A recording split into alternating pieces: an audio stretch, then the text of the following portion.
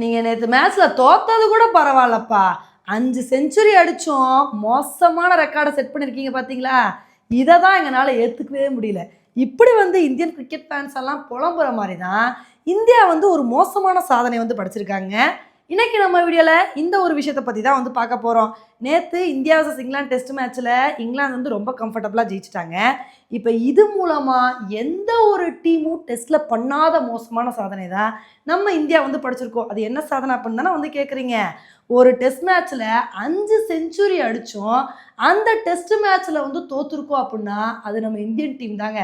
ஏன்னா 148 வருட test cricket வரலாறுல இது வரைக்கும் எந்த டீமுமே 5 செஞ்சுரி அடிச்சு தோத்ததே இல்லை. இந்த ஒரு மோசமான சாதனையை நம்ம இந்தியா தான் படைச்சிருக்கோம். இப்போ இதுக்கு தான் நம்ம இந்தியன் கிரிக்கெட் ஃபேன்ஸ் பயங்கரமாக விமர்சனம் பண்ணிட்டு வந்துட்டு இருக்காங்க. ஏன்பா ஆப்ரேஷன் சக்ஸஸ் பேஷண்ட் டெட் அப்படின்ற மாதிரி நல்ல ஒரு பர்ஃபார்மன்ஸை கொடுத்தும் கூட இந்த மாதிரி தோத்து போயிட்டீங்களே, ஏன்பா இந்த மாதிரி பண்ணுறீங்க, இன்னும் கொஞ்சம் நல்லா விளாண்டுருக்க கூடாதா அப்படின்னு இது மாதிரி பல பேர் விமர்சனம் பண்ணிட்டு வந்துட்டு இருக்காங்க. இப்போ நம்ம இந்தியாவை பொறுத்த வரைக்கும் ஃபர்ஸ்ட் இன்னிங்ஸ்லேயே ஒரு மோசமான சாதனை படைச்சோங்க. ஏன்னா ஃபர்ஸ்ட் இன்னிங்ஸில் சுப்மன் கில்லு, பண்ட்டு, ஜெய்ஸ்வால்னு சொல்லி 3 பேட்ஸ்மேன்ஸ் செஞ்சுரி அடித்தாங்க. ஆனால் 3 பேருமே செஞ்சுரி அடித்து கூட நம்ம இந்தியானால ஈஸியாக 500 ரன்னுக்கு மேலே எடுக்க முடியல. அப்போவே ஒரு மோசமான ரெக்கார்டை நம்ம இந்தியன் கிரிக்கெட் டீம் என்ன செட் பண்ணியிருந்தாங்க அப்படின்னா 3 செஞ்சுரிஸ் அடித்து கூட கம்மியான ஸ்கோரை இந்தியா அடிச்சிருக்காங்க. 3 செஞ்சுரிஸ் அடித்து யாருமே இவ்வளோ கம்மியான ஸ்கோர் அடித்ததில்லை அப்படின்னு ஒரு மோசமான சாதனை படைச்சிருந்தாங்க. இப்போ அதையும் தாண்டி 5 செஞ்சுரிஸ் அடித்து மேட்சை தோத்து இன்னும் ஒரு மோசமான சாதனையை நம்ம இந்தியா படைச்சிருக்காங்க.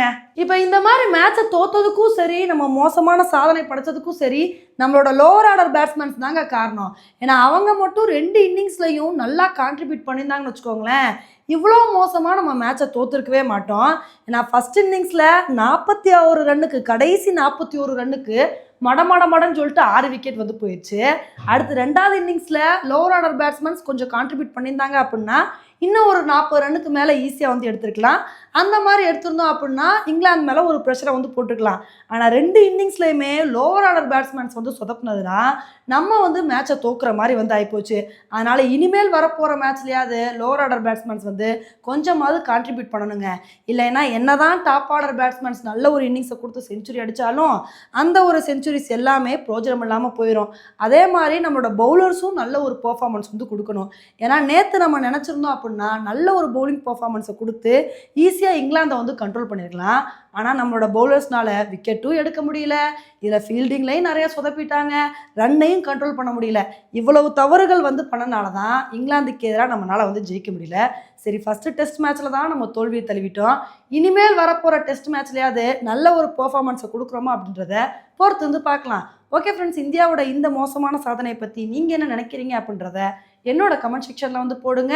இதே மாதிரி இன்னொரு வீடியோவில் உங்களை மீட் பண்ணுறேன். Bye friends.